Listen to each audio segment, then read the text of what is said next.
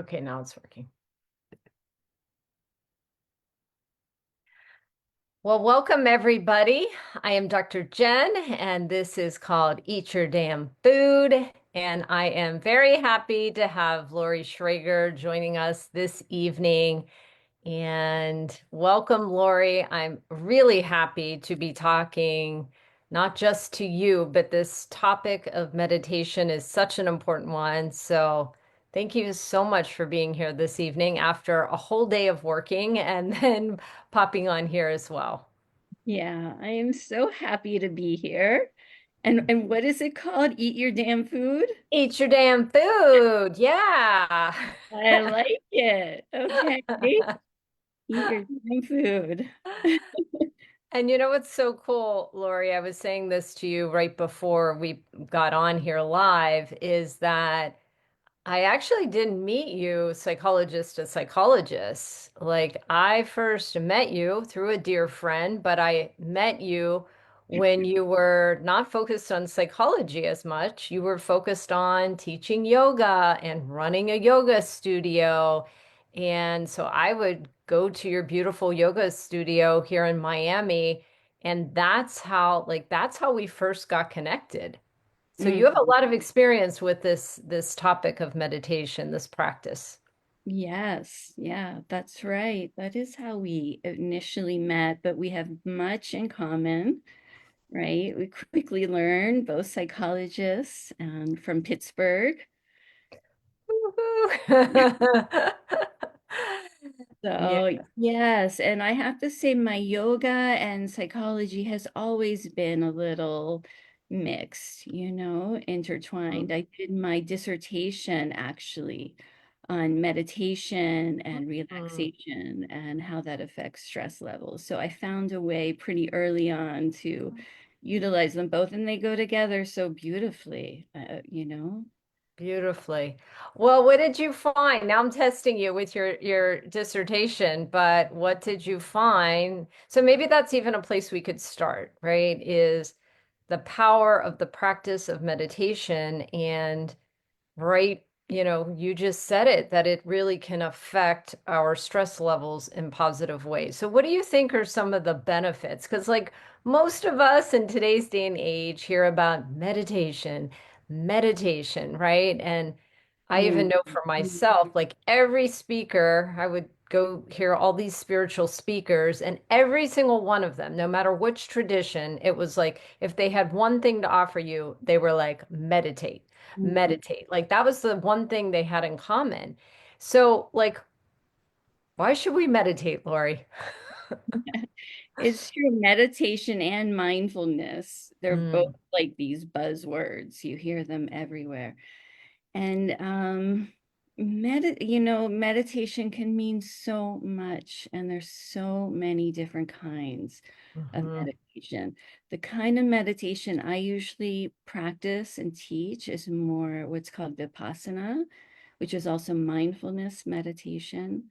Um, and it's more about, let me see how when you're doing mindful meditation, it's not so much directing the mind, mm, it's not directing, allowing your mind to rest open. So the misconception that yoga is about, at least in the Vipassana tradition, that meditation is about this like relaxed state where you're not thinking and you're in this sort mhm, of Zen space is not quite what it's about. There's an element to it of watching the mind, mm, thoughts, sensations, perceptions. It's all welcome, and you learn mm, to be the witness of that. mm.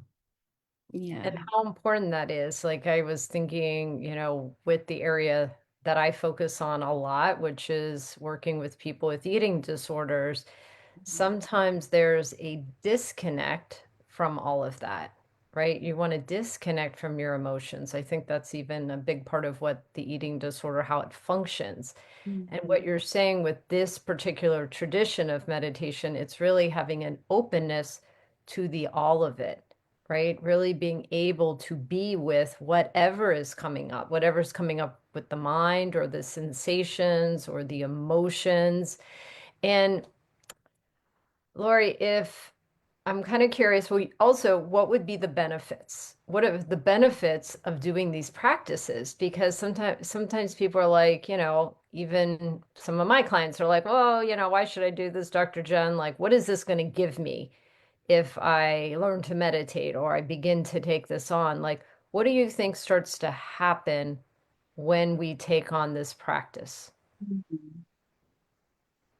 I think it is a little similar to what is happening in therapy, in Mm, that you are learning to understand yourself.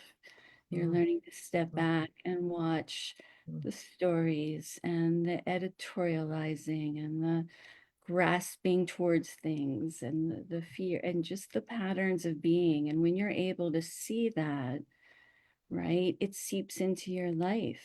mm, You know, you're no longer hijacked mm, by your thoughts. You know, you can see them for what they are, and it helps to live with a little bit more clarity, a little bit more calmness and intention. mm. Does that make sense, That Dr. totally Jen? makes sense. Okay. It really makes a lot of sense. And what I was thinking about is, when I said I would go to these speakers, right? Like I'd go to these workshops, I go to these retreats, and everybody was talking about meditation. And like I really wanted to, I knew it was important, right? Like I'm like, all these people can't be wrong. Like everybody's teaching meditation. And my experience was like I would start, I would stop, I would start, I would stop. And I don't know what it was about this one particular teacher. Maybe it was like I just heard it enough times. And so, like, the 50th time I heard it, it finally stuck. But I knew that when I left that particular workshop I was in, I was going to then become a regular meditator, right? And I have done that, right? I've really made it a practice. And, I don't always do it like quote unquote perfectly, or maybe I miss my morning practice and I'll do it later in the day. So it's like not about it being perfect, but something for me clicked, right? So some people might be listening and are like, well, how do I start this? Like, I don't know how to clear my mind. Well, first thing you're dispelling, it's not about clearing your mind, right? It's showing up exactly as you are in the moment. But like, if you were going to give somebody maybe some meditation tips or ways to get started, like what would you say to people who are hearing this and really, like me, want to like really like me back then, really want to start doing this regularly? Well, it's so nice. There are so many apps out there, and Mm, we love them all. I think they mm, all have something to offer. One of my favorites is called Waking Up. I think it's mm, excellent. But I think in the beginning, it's very helpful to, hear somebody lead you. It's a little bit like working out a muscle. You're working out a part of your mind that's really about attention, and attention is the most powerful tool we have as human beings, where we're putting our energy and mm. what we're noticing.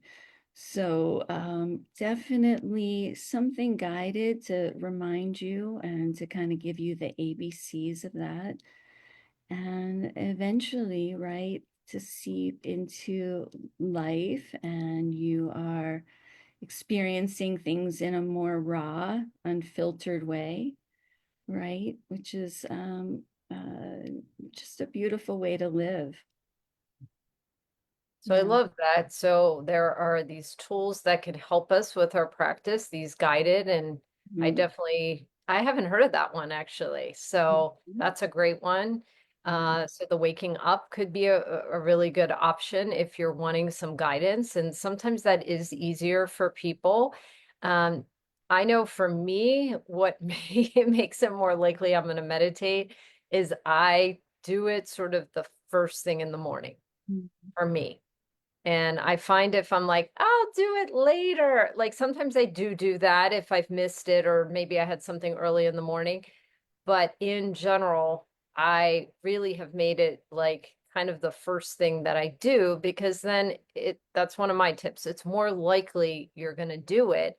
And then the other thing is I love doing these morning practices to fill my own cup in the morning, Mm, yeah. right? It's like, well, I know for the rest of the day I'm going to be doing other things or being with people that this practice for me is like, how do I ground myself or like you said, see myself, see what's coming up with me and get myself sort of like clear about that Mhm. before moving through my day. So um, the other thing I wanted to ask you, Loree, and maybe this is connected to the clarity, and like you said, this practice can even be something similar to therapy because you're getting to know yourself. But I really love the word you said before we started about meaning, Mm, that you said meditation can have us lead more meaningful lives. mhm. And why do you think that is? Is that because we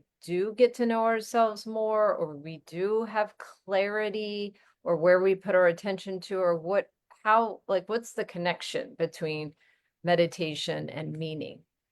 Yeah. Okay. Yeah, that's such a great It's a conversation. big, I and it's love, a big question, right? Tell us everything we need to know well, about meaning. Go. one of the reasons I think people talk about meditation being so hard is you sit down and your mind is off and running, right? Mhm, It's fascinating actually. But what's mhm, interesting is your mind is always doing that. mhm, It's when you sit down to meditate that you really notice, right? mhm. That's a great point. So when your mind is running like that, it's like it's yanking you all over the place. You're like a pinball in a pinball machine. Mhm, And when you're able to really zoom out and think a little bit more like from an aerial view, what am I doing here? And yeah, I'm not going to answer that question today. And I think it's for everyone to ponder and to get clear. What are we doing here? What's important? What's worth my energy and my focus? And so when I see meaningful, it's whatever the meaning is for you, but full of that, not the many thoughts that when you really step back to look at them, they're just, noise that mhm, is necessary and often not to be trusted, often to mhm, step back and examine before following them, right? mhm. Wow. Well, Lori, you've given me so much to chew on tonight. Really, like I love this topic, right? I love talking meditation or meditation practices but you've definitely given me some things to think about tonight. So I so appreciate that. And we're going to have you come back at some point to talk about probably mindfulness or some other juicy topic as well. And so I think that is it. Is there any way if somebody wants to reach you, Lori, like they want to meet with you, they want to learn more about meditation or mindfulness? So we always love to have our guests say like the easiest way that they can find you. Well, I have a website. It's called drloreephd.com. Oh my goodness, I think that's it. That's so Um, funny. A lot of people do that. They're like, wait, what was my website? You can say we're psychologists and we're not like marketing people, right? but my first name is spelled Loree, which is a little unusual. So I think if you just Google that and psychologist meditation, you should be able to find me. I work mostly at a group practice in Coral Gables as well called Miami Counseling. So you can find me there as well. And you do both in person and telehealth in Yeah. addition. Mhm. Okay. Yeah. All right, everybody. Have a beautiful rest of your day. And Lori, thank you so much for being here. Oh, you're so welcome, Jen. Thank you. Thank you for having me.